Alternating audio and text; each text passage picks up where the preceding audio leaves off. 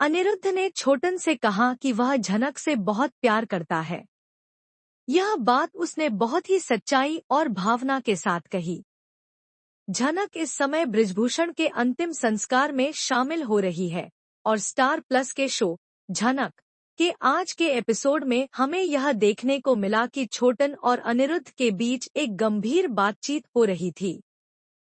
छोटन अनिरुद्ध से बात कर रहे थे और उसे यह समझाने की कोशिश कर रहे थे कि झनक अब पूरी तरह से अकेली हो गई है। इस वक्त उसे अनिरुद्ध का साथ चाहिए ही, क्योंकि बृजभूषण का निधन उसके लिए एक बड़ा आघात था और अब वह अपने जीवन में किसी का सहारा नहीं देख पा रही है। छोटन ने अनिरुद्ध से कहा कि अब तुम्हें झनक का साथ देना ही होगा। अर्शी के साथ उसका जो भी रिश्ता था वह अब खत्म हो चुका है। उसे पहले लगता था कि वह अर्शी से प्यार करता है, लेकिन अब उसे यह एहसास हो चुका है कि वह तो सिर्फ और सिर्फ झनक से ही प्यार करता है।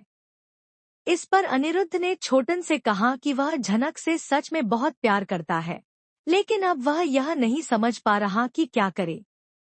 अर्शी भी उसकी जिम्मेदारी है और उसे अपने दिल की सुनते हुए कोई फैसला लेना होगा।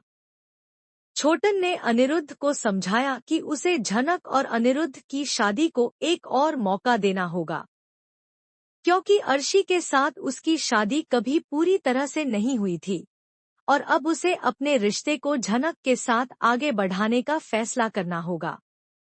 यह सुनकर अनिरुद्ध भी थोड़ा सोच में पड़ गए, क्योंकि वह अब तक इस मामले में उलझे हुए थे और कोई रास्ता नहीं समझ पा रहे थे। इस दौरान झनक इन सारी बातों को चुपचाप सुन रही थी। जब उसने यह सुना कि अनिरुद्ध ने अर्शी और अपनी शादी को लेकर अपना फैसला लिया है, तो वह बहुत दुखी हो गई।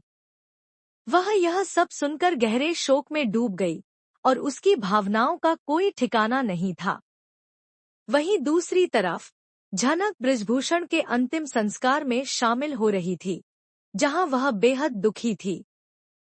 यह उसके लिए एक बहुत कठिन पल था, क्योंकि वह अपने प्रियजन को खो चुकी थी। इस कठिन समय में अनिरुद्ध और अन्य सभी घरवाले उसे संभालने की पूरी कोशिश कर रहे थे, लेकिन झनक की आत्मा अभी भी शोक में डूबी हुई थी। अब शो के अगले एपिसोड में यह देखना बहुत दिलचस्प होगा कि जब अनिरुद्ध झनक का हाथ फिर से थामेगा और उसे बताएगा कि वह झनक से शादी करना चाहता है, तो झनक का क्या रिएक्शन होगा।